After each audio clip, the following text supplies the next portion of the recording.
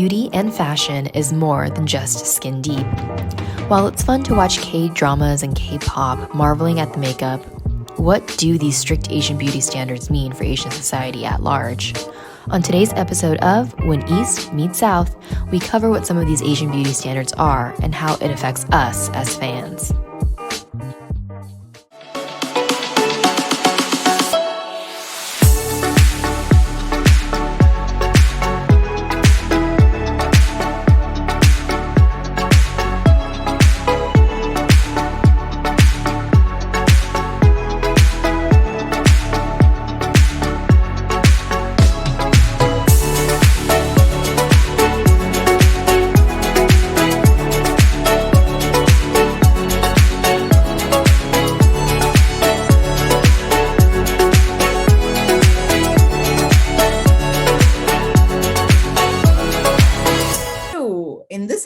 We are talking about beauty standards in K-dramas, but also maybe in South Asian Bollywood films.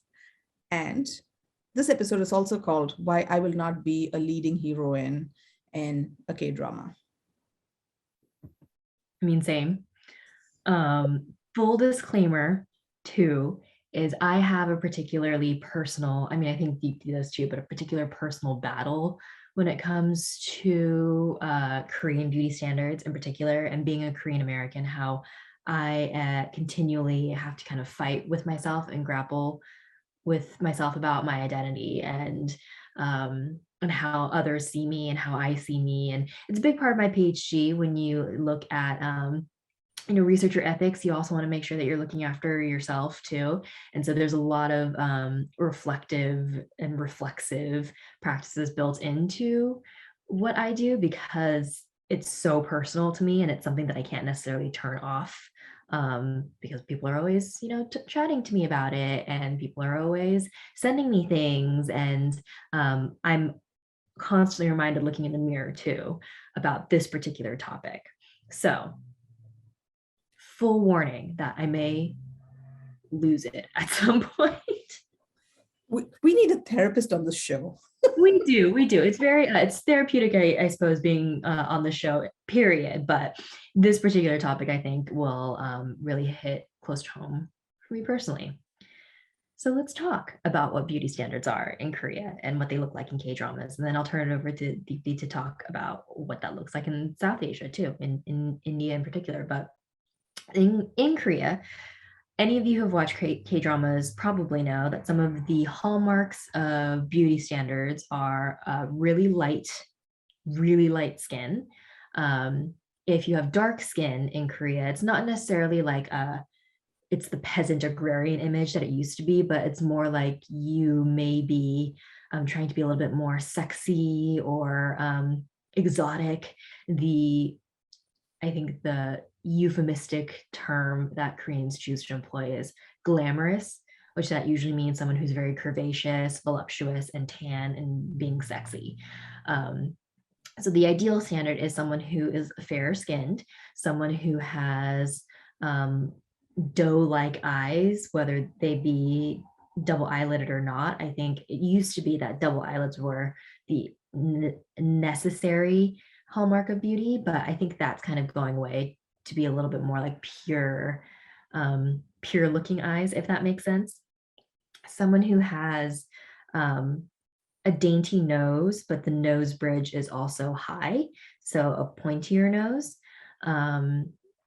and higher cheekbones, and the V-shape face. So like my face is not that, but someone whose like face comes to a point, essentially. And then the one that's really interesting to me, at least, is the size of your face or the size of your head. The smaller your face is, the more it's considered to be in line with beauty standards. So a lot of like a bragging point for people who are able to say this is that their head is as big as their fist. Mine clearly is about 3 fist size. So not in line with Korean beauty standards. But yeah, a lot of people are like, they talk about how you can judge people's heights by the number of heads that would be stacked up, or yeah, like your face is so small or so dainty. That's a really big, I think, hallmark of Korean beauty standards. Like proportionally, if you have a smaller head, like that's disproportionate. I found that really interesting as well. But like, those kind of culture specific beauty standards are everywhere. South Asians have it in plenty, like the fairer complexion skin is definitely a thing in South Asia. The doe eyes are definitely a thing in South Asia. And maybe you can, maybe we can get into this later, but like there's a distinct understanding of what a beautiful woman looks like in each of these cultures, and it's a particular standard that kind of changes over time in certain ways. I think, like as you mentioned, like there's sometimes certain things get valued little less, certain things get valued more, but on the whole there is this understanding of a certain type of woman that is thin, but maybe even curvaceous, fair, with bigger eyes, pointy nose, a smaller face, and obviously, like it. I think it's a modernized understanding of womanhood in some ways, because if you look at really like sort of ancient cultures where food was scarce, the epitome of womanhood was a woman who was fat, because that meant she was prosperous. It's called the mother goddess figurines that you find in from the ancient world, especially in the ancient sort of like Anatolian world, for example. Those figurines are really round and fat because people wanted them to be blessed with food, and so a fat body meant someone who had plenty. And so culturally, I think this is a much more modern way of thinking about women's bodies, I think. But it's really interesting. There's in Korea, there's an app. I mean, you can use this app anywhere, but it's particularly famous, infamous, that people use, called the Snow app. And it's literally like, let me see, I have it because this is going to sound haha funny, but for research, I have it because I was curious what all of these fans, like you see a very clear divide between Western and Korean domestic fans about the use of the Snow app. And you have Western fans in particular who condemn it, and they want to see their idols without the Snow app filters on.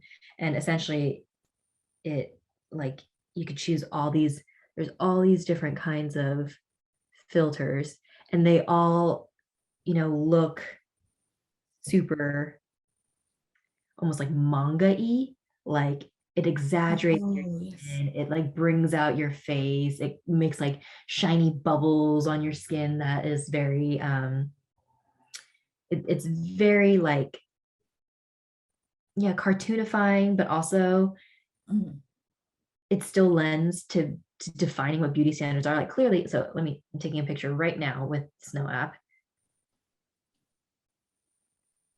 So like clearly this is an Arctic fox filter, right? But like my nose is longer, my lips are more exaggerated, there's more of a cut into my jaw. So is it just me, or does Sharon look more beautiful in person than on that app? Thanks, everyone. But it's like with the expectation that if the snowflakes in the back and the ears were removed, that this is what my face would look like, right? Really light skin, because it doesn't look like it's altered it or cartoonified it in any significant way besides those filters. So you have like this two schools of thought. It's, yes, use the Snow app because it's aesthetically pleasing, and Koreans place a lot more emphasis on how the idol or actor looks as being a reason for enjoying them. Or in an international sense, fans being like, let us see your real face. And I know with the group that I follow, that I love ATs in particular, whenever fans see one of the members embracing how tan they are, or not using the snow app and revealing how tan they are, the international fans go nuts. And they're like, this is fantastic. Like, we love that natural glow. No filter, no makeups, hun. They love it. So it's interesting where these two beauty standards are colliding, because at the same time at K-pop concerts, I see international Western fans really leaning into Korean beauty aesthetics, like really bright cheek blushes, ombre feathered lip colors, this kind of like orangey, pinky eyeshadow that's really popular, that, you've probably seen in K-dramas, where they have the eyeshadow here and then they also put it under the lid too. So you see that a lot at K-pop concerts, where Western fans are adapting to those beauty ideals. So you have this tension happening. Although, and I'm not disagreeing with you, but although I think that's just a broadly like a global Korean beauty takeover, because if you watch like, American influencers, like makeup influencers, they're all thinking about K-beauty now, right? Like, there is a whole host of people who are into Korean skincare, Korean brands, and Korean makeup, and Korean ways of doing makeup. In the last 5 years, it's just sort of like exploded. So that might also be part of all this. It's not something that, it's a very distinct style. Like, there's like a very distinct K-pop style that is like, it's really interesting to see it being portrayed. The thing is, I think that style suits only very thin bodies. And so you're reconfirming those beauty standards through fashion as well. And I find that very interesting, because there's this reaffirmation that about like, a certain body shape through fashion. Although, you should be able to wear anything at any, whatever your body structure, you should be able to wear anything that you want. But I'm saying that this particular style sort of emphasizes a certain, or shows off a certain kind of body shape that's really thin. And, yeah. And it's this like Western fans saying that K-idols should be able to embrace their natural skin tones, and yet they are very much mimicking what would be like a Korean fashion and beauty ideal. It is very, very curious. I also want to say that, in the some of this is it's so hilarious, because it's so like, what, in the series She Was Pretty, the woman who was supposed to be pretty, who's not pretty anymore, she's not pretty anymore because she's got freckles on her skin, and she does not have straight smooth hair. Like, those are she's not fat, she's a thin person. So the reason why she's not pretty anymore is because she's got like freckles and acne, and her hair is not smooth. And she's ashamed of herself. She can't get men to look at her because of that. Do you want to talk about that, Sharon? Well, it's the skin in particular is having, glass skin, which is like very spotless skin, is the beauty ideal in Korea. There's also this likening of faces to animals that is really prevalent in judging Korean beauty standards. So like referring to someone as having a dog face or a puppy face is like they have like a very sweet face. And then someone who has a cat face is very like sharp, but like beautiful sort of way of describing them. So the way that the features look on the face is really important, which I think is part of it too. And, body weight is also a huge image factor in Korea. Gaining weight or not being a particular size is probably endemic in Korea. I remember when I was in Seoul trying on clothes, like being distraught that I couldn't fit in anything because it was meant for someone who was half my size. What? Yep. it was very interesting. Like the way that they labeled sizes really, I think, was meant to make someone who is of a larger size, even if it's a particular, like an actually average size in Korea or anywhere else in the world, makes them feel larger than maybe they actually are, just from my personal experience being there. And same with makeup too, right? Like if you don't look a particular way and you're trying to buy makeup, at least my experience was that the clerks weren't all that friendly, or kind of were looking at you in like, yeah, you could use the help sort of way. Which that might be just where I was shopping. I was shopping in Gangnam, which is like the bougie neighborhood in Seoul. Um, so it was I that was kind of the pinpoint of me being like, am I not Korean looking enough or confined or abide by Korean beauty standards enough to be accepted or seen as someone who could be accepted into Korean society or living in Korea, or being Korean? And at the same time, I'm obviously Asian and I don't conform to American beauty standards because I'm not blonde, blue eyed. Um, I don't look like, the kind of the very symmetrical face, sharp face look that's popular in the West. Like I don't quite have that, because I mean I can with plastic surgery, anything is possible, but it's not, how I look.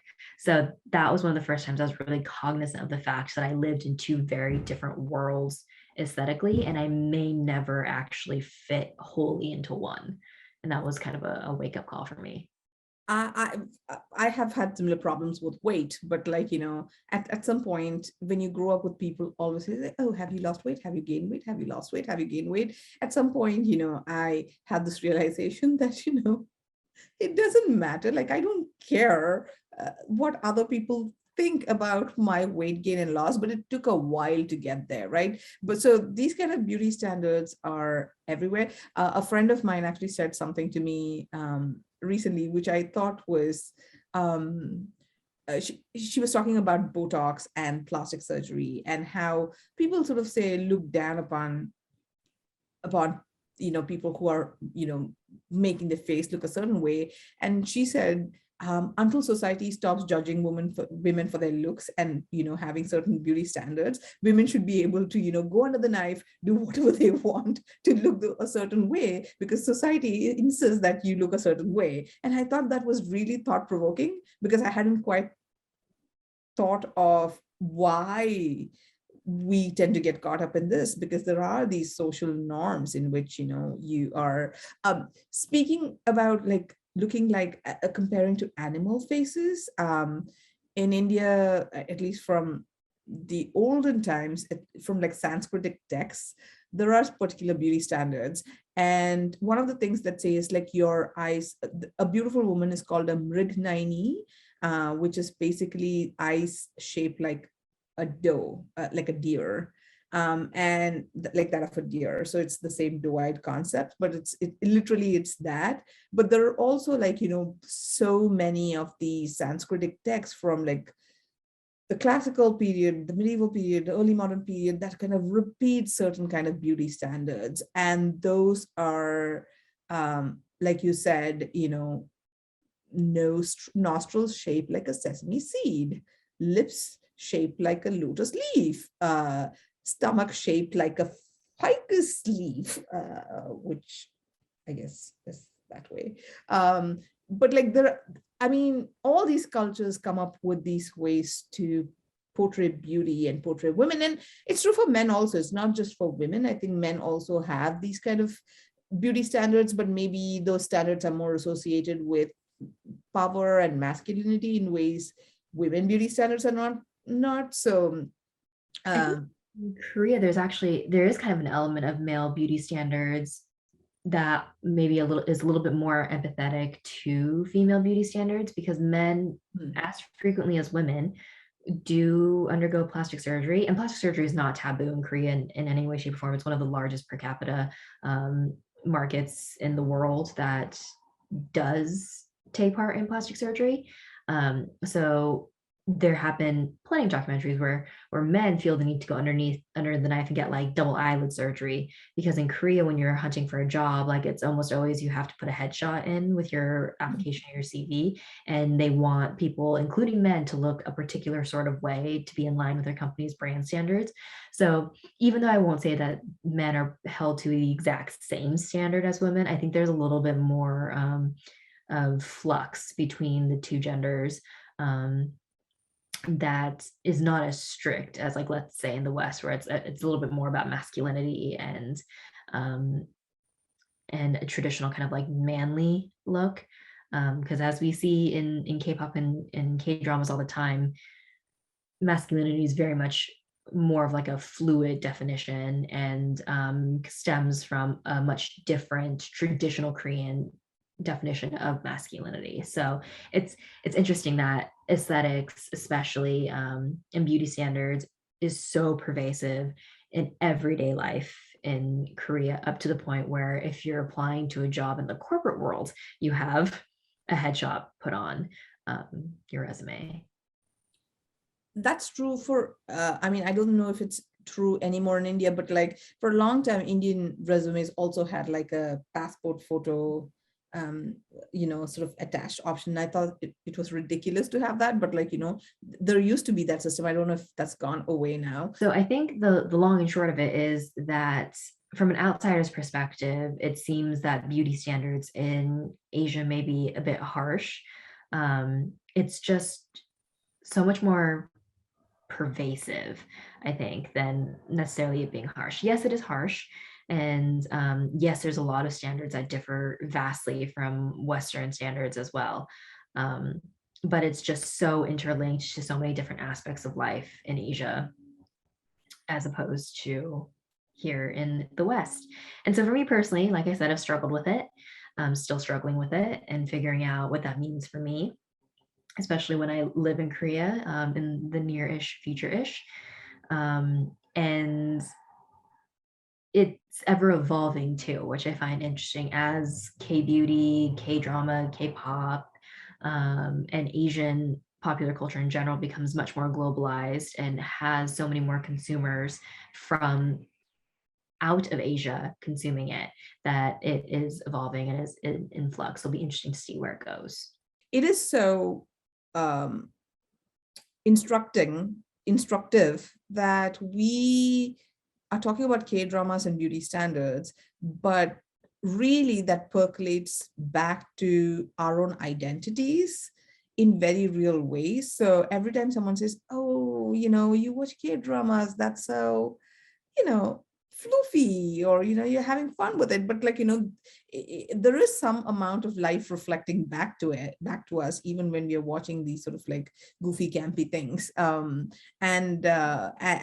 so as much as I adore watching K-dramas and Bollywood, it is also important for us to, sort of take a step back and critique some of these things in more objective ways, because it's part of who we are as academics and as women. And I think that's okay. No smiling in this episode.